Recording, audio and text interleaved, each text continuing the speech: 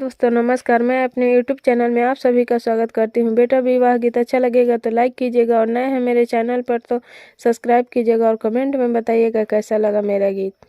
यही पार गंगा हो वही पार जमुना, बिचावा परेला बलुरेत, बिचावा परेला बलुरेत।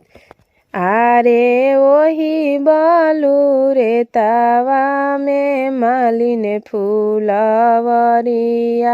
फुलावा फुलेला का चनार, फुलावा फुलेला का चनार। आरे ताही तर उतरेलन दुल्हा सुंदर दुल्हा, हाथी तोरली फुलावा के डाल, हाथी तोरली फुलावा के डाल। आरे सभावा बैठल अपन पापा, मालिन ओरहनिया ले लेखर।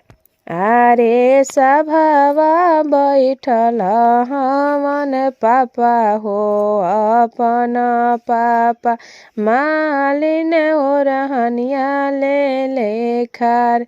आरे सभावा बैठल हमन चाचा हो अपन चाचा, मालिन ओरहनिया ले लेखर, मालिन ओरहनिया ले लेखर।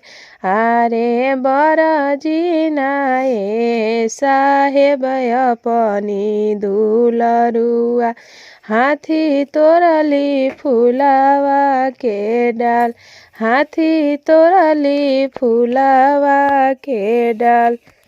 आरे कवन फूल तोरले मालिन, कवन फूल उजरले, कवन फूल दिहाले उखार।